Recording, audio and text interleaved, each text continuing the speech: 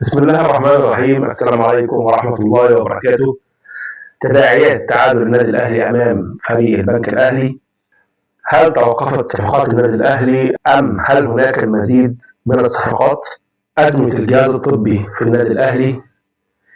تعديل جديد يطرأ على التحكيم. نصلي على الحبيب، اللهم صل وسلم وبارك على سيدنا محمد، واخبط اللايك وتعالى نشوف أخبارنا النهارده. طبعا بعد تعادل البنك الاهلي مع النادي الاهلي وخساره نقطتين، طبعا الموضوع ده اثار العديد والعديد من الازمات، طبعا على مستوى اللاعبين وعلى مستوى الجهاز الفني، وحتى الموضوع وصل على مستوى الاداره. طبعا احنا فقدنا وقت كتير جدا على مدار ال 14 ماتش اللي لعبناهم، باقي من العمر الدوري 12 ماتش. طبعا ما عندكش رفاهيه انك تخسر اي نقطه تاني، خصوصا بعد خساره بيراميدز امبارح وفوز نادي الزمالك. نادي الزمالك دلوقتي في المركز الثاني خلف سيراميكا ب 28 نقطه، متساويه مع بيراميدز ومتفوقا عليه في عدد الاهداف، والنادي الاهلي في المركز الرابع برصيد 27 نقطه. طبعا مركز لا يليق بالنادي الاهلي. طبعا الزيطه اللي حصل من امبارح ان الزمالك لعيبه صغيره، لعيبه ناشئين بالازمات مش عارف ايه، ان هو يقدر يتفوق على الاهلي وبيراميدز، فطبعا انجاز يصل الى درجه الاعجاز. طبعا الكلام ده كله انا كواحد بفهم كوره او بدعي ان انا بفهم كوره، انا الكلام ده ما بشتريهوش. ليه؟ لان هو ده مستواك وهو ده وضعك الحقيقي، هو ده وضعك المناسب ليك.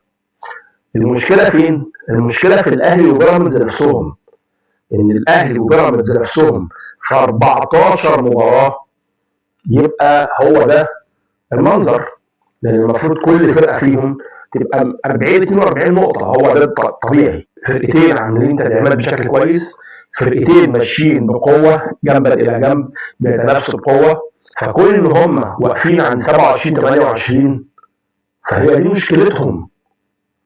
انت 28 نقطه راكب الاثنين، مش عشان انت جامد زحليقه، لا، عشان هم اللي وحشين. انت حضرتك النهارده لو الاهلي وبيراميدز ماشيين بشكل كويس كان هيبقى الفرق كبير جدا بينك وبينهم، كنت هتبقى تحتهم بفرق شاسع.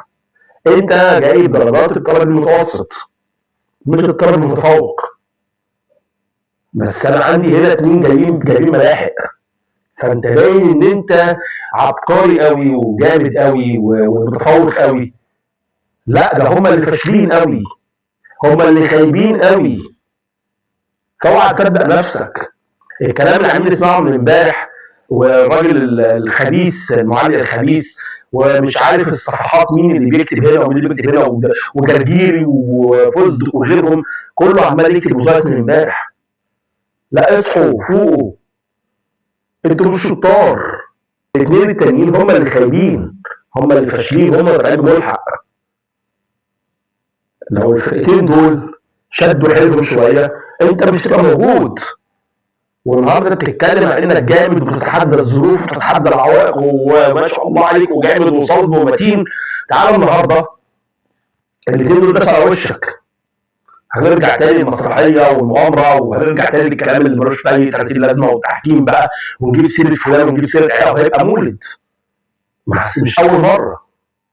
لما بنكسب بنبقى جامدين اخر حاجه وبنتحدى كل الصعاب وبنقفز فوق العوائق والدنيا جميل، انما تعالى بقى نتغلب، لا، مؤامره، الحق شوف. طب ما هو حضرتك النهارده الاهلي لعب بره اللائحه، ماتش البنك الاهلي ده كان بره اللائحه، ما حدش في الاعلام اتكلم ان الاهلي لعب بره اللائحه. النهارده الزمالك لما حدد له ماتش سيراميكا بعد ماتش كايزر تشيفز ب3 ايام، وهو في داخل مصر بيلعب داخل مصر، اتقالت ده 48 ساعه، مع ان ده 14 و 17 اتقالت 48 ساعه، وان اتحاد الكوره بيجامل الاهلي. ما اعرفش ايه اتحاد الكوره بيجامل الاهلي، ده ماتش في الكاس اصلا، الاهلي ما بيلعبش في الكاس، ماشي، في علاقه الاهلي بالموضوع ما اعرفش. طب ما تتكلمي هو ده حصل مع الاهلي. وكل اليوتيوبرز وكل السوشيال ميديا اتكلمت في المحادثه اللي بين كابتن وليد ولجنه المسابقات في الرابطه.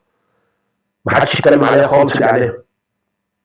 يعني اللي اتكلم عليها يوتيوبرز واتكلم عليها سوشيال ميديا، ما حدش يتكلم في الاعلام خالص عن قصه ان الاهلي لعب بره لائحه مع البنك الاهلي، واتصال كابتن وليد صلاح الدين بلجنه المسابقات، ووعد ان الكلام ده هيمشي على الكل. ومش عارف ازاي الانديه كلها وافقت على البند اللي في اللائحه اللي بيقول ان من حق الرابطه انها تعدل اي ميعاد او تغير اي ميعاد او تغير توقيت اي مباراه او تغير مكان اي مباراه. البند ده يضرب المسابقه في مقتل. النهارده واحد على هواه عدل فلان ووزنه فلان وريح فلان، هو ده بقى السم القاتل بجد. اعتراضك على التحكيم، اعتراضك على التحكيم كان المفروض يبقى قبل الماتش، كنت تسجل اعتراضك على التحكيم. محمود ناجي ياما درك كتير جدا وبيعمل اعتراضات في ماتشات كتير جدا. عندك ابنائنا عاملين على الفار، ان كان حسام عبد الحجاج، عمرو احمد الشناوي، خالد الغندور، على طول في ازمات وفي مشاكل. فانت ما اعترضتش قبل الماتش ليه؟ النهارده جاي تعترض وتقول فلان ما يلعبليش، مش حقك. وبعدين خلاص الماتش راح والنتيجه اتحسبت، خلاص القصه خلصت. نروح لقصه المحترفين في النادي الاهلي. طبعا ولله الحمد احنا ما عندناش ولا محترف ينفع يشيل الفرقه. بامانه الخمسه المحترفين اللي عندي ولا محترف فيهم ينفع يشيل الفرقه في الوقت الحالي. انا بتكلم مستواهم في الوقت الحالي. محمد علي بن رمضان من ساعه ما جه ما لعبش ماتش مرتبط بس مع النادي الاهلي، وبعد كده ما فيش محمد علي بن رمضان. بن شرقي الله اعلم بقى الاصابه اللي حصلت له الاخيره دي، هو كان مستواه قبل كاس الامم كان في حته ثانيه، كان بدا يتصاعد بشكل كويس وكان بيخدم الفرقه بشكل كويس جدا. بس حاليا بن شرقي ما بيقدرش يكمل هجمه، ما بيقدرش يعدي واحد على واحد، مش ده بن شرقي. ديانج طبعا خلاص، ديانج حاطط في دماغه ان هو بقى خلاص لاعب في فالنسيا، فلازم احافظ على نفسي عشان خاطر الموسم يخلص على خير واروح فالنسيا وما يبقاش في اصابات، ما يبقاش في مشاكل عندي. بالعمري احنا لسه ما شفناهوش، ومش عارف ايه سر تفضيل يستر كوكا على بالعمري. هو انضم للقائمه بتاعه ماتش شبه القبائل، بس الله اعلم هيلعب ولا مش هيلعب بالعمري، عايزين نشوف. وبعدين انت بتقول عدم جاهزيه بدنيه، طب وهو اللاعب هيجهز ازاي بدني وهو ما بيلعبش؟ طب هو كان بيتدرب مع المغرب، هي نفس الفكره، بيتدرب مع المغرب وبيتدرب معاك هنا. طب حسيت الماتشات هتجيله منين؟ تصاعد البدني هيجيله ازاي؟ ما هو لازم ماتشات.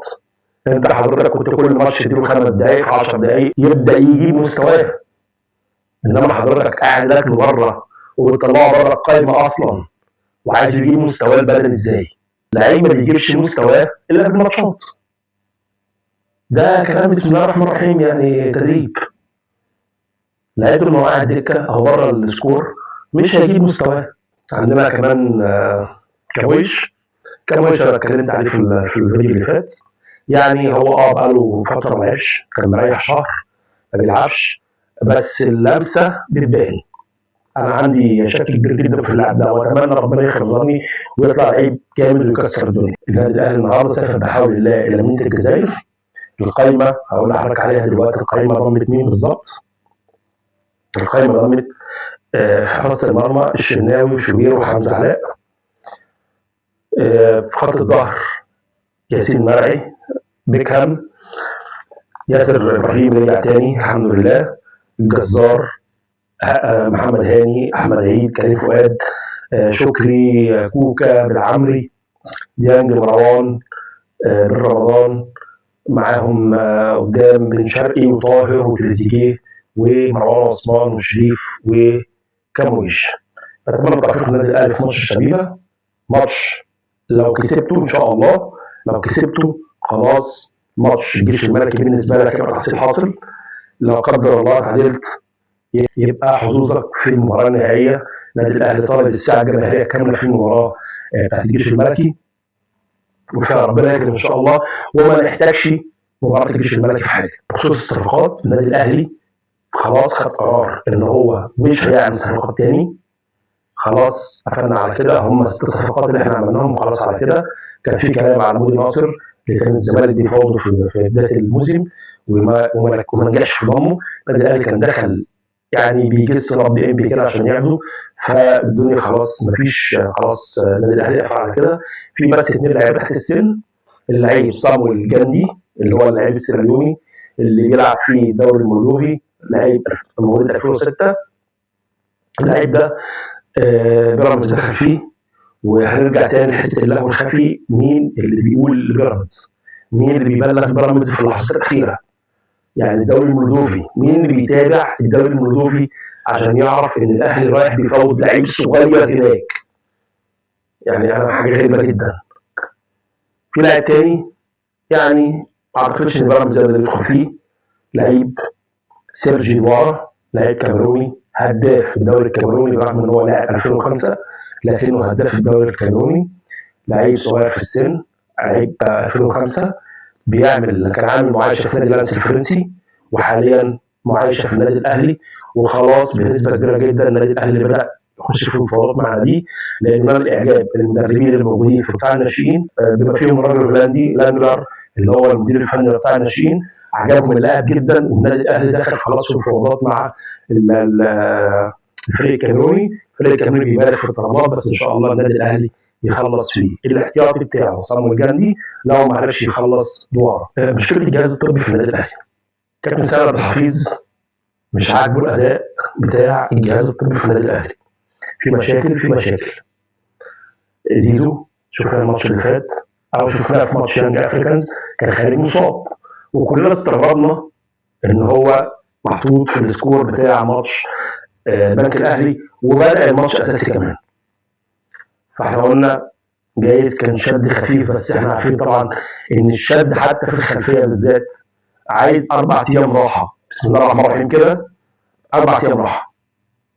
فهو اصلا الاهلي ما ضيعش 4 ايام، النادي الاهلي اصلا ما خدش راحه. اللعيبه نزلت من الطياره، روحت البيت غيرت ورجعت على النادي بالليل اتدربت، فما كانش في راحه. وزيزو شارك في التدريبات. فازاي؟ عايزك تقنعني ازاي لعيب عنده شد في عضله ينزل يتمرن في نفس اليوم؟ ازاي؟ نزل زيزو ربع ساعه وخرج في شد من الدرجه الثانيه في العضله الخلفيه، ده بناء على تقرير الجهاز الطبي في النادي الاهلي. هيغيب على الاسم قد ايه بقى؟ من 3 ل4 اسابيع. خساره فنيه فادحه. انت لازم تخلص الدور الاول وانت راكب، على الاقل الثاني على الاقل، عشان تقدر بعد كده كلها هتبقى مواجهات مباشره مع المنافسين بتوعك تقدر تخلص فيها. فطبعا فتره حاسمه، الامام مش عندك، زيزو مصاب. في اكتر من لاعب اشتكى لكابتن سيد عبد الحفيظ من الجهاز الطبي ان بيستعجل عليهم في الرجوع من الاصابات. فكابتن سيد عبد الحفيظ هيتناقش مع كابتن محمود الخطيب في مصير الجهاز الطبي في النادي الاهلي. هنشوف الايام الجايه فيها ايه. طبعا كلنا عارفين الحكم الايطالي المشهور كولينا اللي ماسك دلوقتي لجنه الحكام الرئيسيه في الاتحاد الدولي. الراجل عايز يعمل حاجه، فكره بره الصندوق، عايز يعدل في ضربات الجزاء. ضربات الجزاء طبعا احنا عارفين اللاعب لما بيخش يلعب ضربه الجزاء بتبقى اللعيبه كلها واقفه على 18. فاللعيب لما بيخش بيجيب جون، لو واحد زميله دخل المنطقه قبل ما يسدد، لو دخلت المرمى بتتعاد. لو لاعب المنافس دخل قبل الكره ما تتسدد واتصدت بتتعاد. فهو الراجل بيقول لك يعني شغلانه كبيره وهيصه. الراجل عايز يعمل حاجه حلوه قوي. يعني ضربه الجزاء لما تتصد والدنيا تمام مفيش حد بيتقدم وترجع للمهاجم تاني بيخش ممكن يحطها تاني، لا مفيش الكلام ده خلاص بقى. هو اللاعب هيخش لوحده ومفيش حد واقف على 18 خالص، كله بعيد كانك بتلعب ضربات ترجيح في اخر الماتش. فكله هيبقى واقف بعيد بره 18 خالص، بعيد خالص. اللعيب يخش في الكوره دخلت المرمى هدف.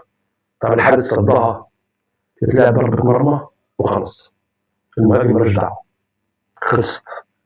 يعني هو المهاجم بتخلص الكوره اول ما تخرج من رجله. فاحتمال كبير قوي لو طلع ده هيبدا يتنفذ في كاس العالم اللي جايه 26 ان شاء الله. في هنروح للاستاذ اسلام صادق اللي طلع مش عايز يبطل كلام في موضوع امام عاشور، فطلع قال هو كان كتب بوست على صفحته الشخصيه، على صفحته في الفيسبوك، ان هو امام عاشور في حد من الجهاز الفني لمنتخب مصر اتصل بيه يهدده ان هو ما لعبش مع النادي الاهلي الفتره الجايه مش هينضم للمنتخب في كاس العالم. حلو. فطلع الاستاذ محمد مراد المنظومه الاعلاميه في اتحاد الكوره، فالراجل طلع قال ان الكلام ده ما حصلش، الكلام ده كذب وعلى تماما عن الصحه. فبودكاست مع الاستاذ هاني حتحوت فتح الموضوع مع اسلام صادق، فبيقول له انت قلت كذا كذا كذا كذا، قال له اه. وبعدين ما ينفعش موظف يطلع يرد عليا، انا اللي يطلع يرد عليا حد مسؤول في اتحاد الكوره او في الجهاز الفني او عضو مجلس اداره اتحاد الكوره، هو اللي يرد عليا، ما ينفعش موظف يرد عليا. قال له بس انت تقصد مين بالكلام ده؟ قال له كابتن ابراهيم حسن هو اللي اتصل بامام عاشور. فكابتن ابراهيم حسن وهم على الهوا بعت رساله لهاني حتحوت قال له الكلام ده ما حصلش، الكلام ده كذب، وانا هتخذ الاجراءات القانونيه مع اسلام صادق.